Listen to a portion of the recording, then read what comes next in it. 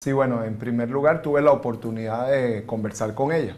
El diputado Renzo Prieto me dijo que me dirigiese hacia la Universidad Metropolitana donde estaba ella y fue fortuito, no fue que yo planifiqué y que salí de la cárcel para hablar con ella, porque se rumoraba de que mi prisión era acordada para la avenida de Bachelet. O sea, su excarcelación. Sí, mi excarcelación, mi liberación. Sí. En lo absoluto.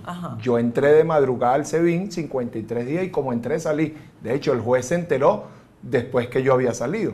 O sea, yo no tenía, nunca fui presentado en un tribunal, pero bueno, mi liberación me da la oportunidad de estar en la Universidad Metropolitana con el diputado Renzo Prieto, conversé con ella y le exigí la liberación de los presos políticos. Yo la vi muy movida porque un testimonio tras otro de los familiares de los presos era dantesco. Ahí estaban fotografías, videos. Vi una mujer muy movida y le exigí que las personas que tienen boleta de excarcelación con los que me conseguí en el SEBIN, pues bien saben, yo he pasado por muchas cárceles. Por la primera vez estuve 18 meses en 4 cárceles donde mi situación fue muy crítica físicamente. También he escuchado comentarios porque a veces nos dejan ciego el odio de que yo no salí, que salí bien. Bueno, ya yo estaba privado de libertad. Y con esa privativa de libertad, siendo inocente, ya bastaba, ¿no? Pero bueno, hay gente que te quiere ver sufrir hasta lo último, que si yo comí bien, que si no comí. No, yo estaba privado de libertad. Haya comido bien o no, tenía una privativa ilegítima de libertad y estaba en una desaparición forzada. En esa desaparición forzada, bueno, me da la oportunidad de decirle a ella y exigirle las liberaciones de personas que tienen su boleta de excarcelación y están allí. Luego le exijo que vea que este no es un problema ni de derecha, ni de izquierda, ni de ideología. Nosotros pasamos a un problema humano. Ella se fue muy movida y bueno, luego que leo el informe, lo que puedo decir es que abarcó todas las áreas.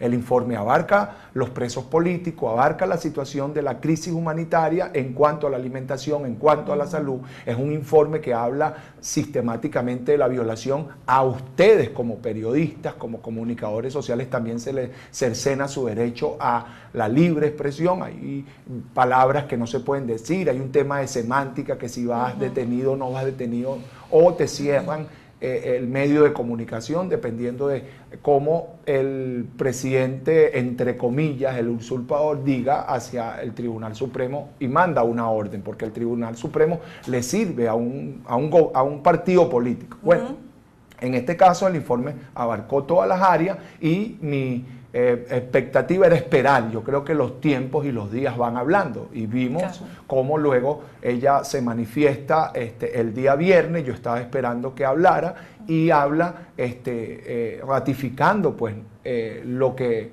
dijo el informe y también aunando a las violaciones que vino después, porque luego que ella se va también continúa las detenciones. De hecho, se refirió al capitán Acosta Arévalo, ¿no?, que murió en manos de la DGCIM antes de ser presentado en esa audiencia, digamos, para imponerle los cargos que se le imputaban.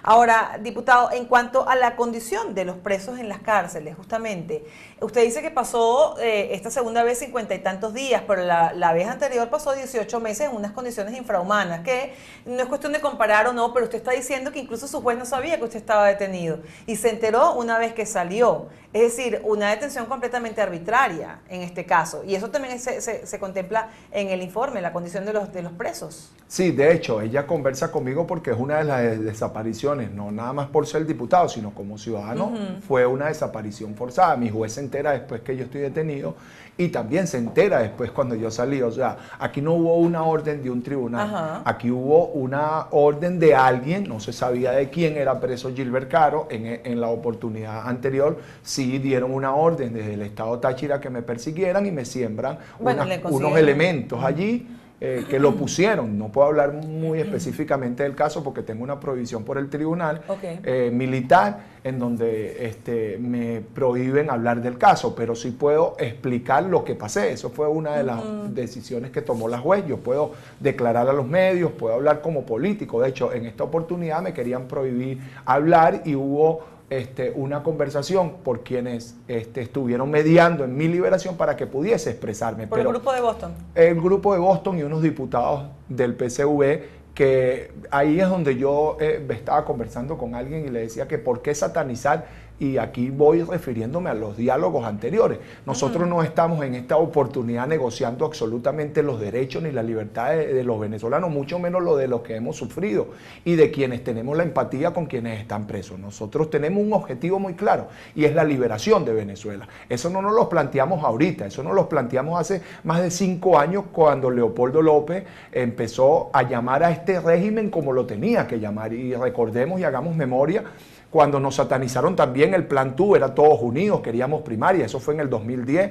Nosotros desde Voluntad Popular y Leopoldo López planteamos un candidato unitario y éramos satanizados hasta por gente de la oposición que después fue comprendiendo que nosotros necesitábamos un candidato unitario y una tarjeta única. Eso lo llamamos el Plan TU, todos unidos.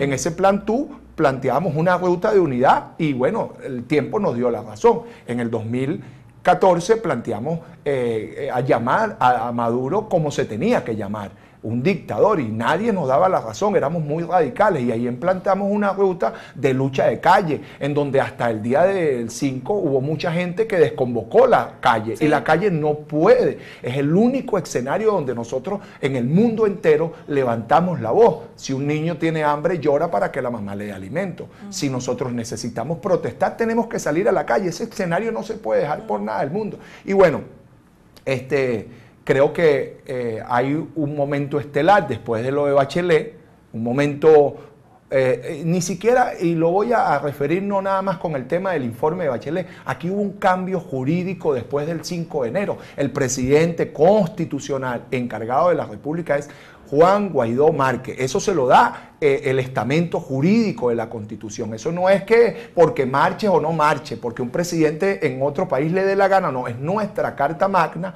que una vez del fraude, que el mundo entero lo vio y que el país lo vio, del 20 de mayo, tiene que asumir una responsabilidad. Y también había mucha gente de nuestro lado upando de que él no iba a asumir una responsabilidad que en lo personal era muy, valga la redundancia, muy personal. Claro, pero la asumió finalmente. La asumió con toda gallardía. Claro. Y vamos a hablar justamente de eso, diputado, y entre otras cosas, lo que dijo ayer el presidente encargado de Venezuela, de primero activar el TIAR, aprobar el TIAR por parte de la Asamblea Nacional, pero luego de ir nuevamente a la mesa de negociación en Barbados. Lo hablamos al regreso de la pausa. Perfecto. Seguimos conversando con el diputado Gilbert Caro al regreso.